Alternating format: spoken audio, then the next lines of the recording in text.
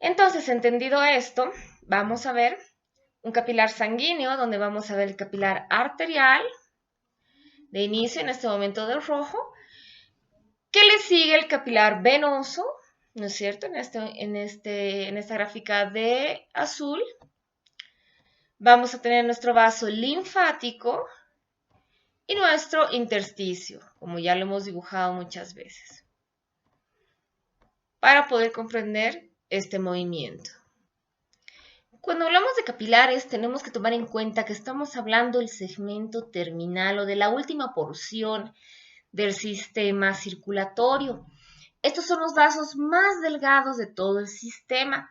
Se llaman capilares porque tienen el diámetro casi de un cabello, ¿se dan cuenta? En estos capilares casi pasa un solo glóbulo rojo por este diámetro, así de delgados son.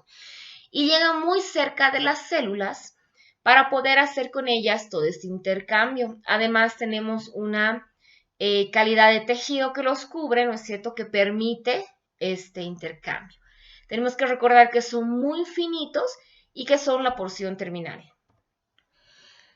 Entonces, como recordaremos, las arterias son las que van a llevar la sangre que aún tiene oxígeno. Al paso que van dejándose oxígeno y llenándose de dióxido de carbono. Cuando la sangre llega a las arterias o llega por el sistema arterial, es una sangre o es un líquido que llega con una presión. Las arterias tienen una presión que generalmente es bastante elevada. A esta presión se la llama presión hidrostática. Es la presión que va a ejercer la sangre, la misma sangre, contra el vaso, ¿ya? Esa va a ser la presión y va a ser alta. Si nosotros nos podemos poner a pensar en esta presión, es la presión del mismo plasma, ¿no es cierto? La presión esta es mayor a la presión que existe en el intersticio, la presión que existe entre célula y célula. Y por lógica, esto empuja al líquido a que salga del plasma hacia el intersticio. ¿Por qué? Porque la presión hidrostática del plasma en el sistema arterial es mayor a la presión que existe en el intersticio. Entonces hay un viaje del agua del arteriolo, del capilar arterial, hacia este intersticio. Obviamente no va a viajar sola, ¿no es cierto? Va a viajar con nutrientes, con oxígeno, con todo lo que tiene que llevar hacia los diferentes lugares en el organismo. A medida que este vaso va perdiendo agua, obviamente la presión también va disminuyendo, ¿no es cierto? Dense cuenta que se está perdiendo líquido de dentro de un recipiente, entonces la presión contra las paredes de este mismo van disminuyendo. Pero si nosotros recordamos bien, la sangre no es solo plasma, la sangre tiene proteínas. Y estas proteínas pues no se han desplazado hacia el intersticio. ¿Qué es lo que va a suceder? Mientras va recorriendo la sangre, va disminuyendo su presión por pérdida de líquidos. Pero va a ir ganando su presión. Va a ir ganando su presión oncótica. ¿Por qué? La presión oncótica es la presión que ejercen las proteínas hacia ellas. O sea, es una fuerza, digámosle así, una fuerza atrayente de las mismas proteínas. Esta es la presión oncótica. Entonces, pónganse a pensar, si en el sistema arterial yo tenía mucho plasma y mis proteínas estaban diluidas, tenía una presión por el líquido bastante grande.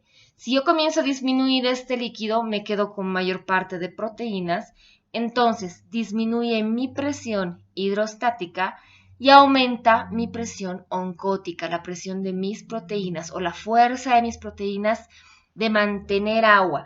Las proteínas en el sistema circulatorio son como una esponja. Ellas absorben agua, ellas quieren chupar agua. Esa es la presión, esa es la fuerza que se llama presión oncótica. Entonces, mientras más proteínas yo tengo, mayor es mi presión oncótica y más mi fuerza de atraer agua hacia el vaso. Entonces, al promoverse esto, se promueve la entrada de agua al sistema venoso, ¿no es cierto? Al recojo por la presión oncótica. ¿Por qué? Porque yo necesito diluir, no puedo irme sin agua, ¿no es cierto? No puedo hacer un filtrado de la sangre, quedarme solo con las proteínas porque se hace algo muy concentrado, muy denso, entonces tengo que volverla a diluir para que siga circulando. Y esto va a ser por la presión oncótica que va a arrastrar agua del intersticio para el vaso venoso. Este movimiento solamente va a reabsorber el 90% del líquido que ha sido retirado del sistema arterial. El resto va a ser reabsorbido por nuestro sistema linfático, ¿no es cierto? Por nuestros capilares linfáticos. Entonces este líquido va a entrar a nuestro capilar del sistema linfático, ¿no es cierto? Va a ser el 10%, a menos que haya una patología grande y tengan que retirar más agua para evitar que exista edema o acumulación de agua en el sector, ¿ya? Cada uno de estos procesos tiene un nombre especial. Vamos a ver, y van a ser la salida de agua del capilar arterial hacia el intersticio, se va a llamar ultrafiltrado o ultrafiltración. El retorno del agua del intersticio al capilar venoso va a ser la absorción venosa o reabsorción venosa. Y la entrada del agua restante hacia los capilares va a ser la reabsorción linfática, ¿no es cierto? Cada uno tiene su nombre. Y vamos a recalcar que en ultrafiltrado la presión hidrostática es bastante grande, ¿no es cierto? Bastante alta. Y la presión oncótica muy pequeña. En la absorción venosa, la presión hidrostática es bastante pequeña y la presión oncótica mucho más grande y relevante. Y es por esto, por esta diferencia que existe en las presiones, que se va a dar estos fenómenos de movimientos de líquidos.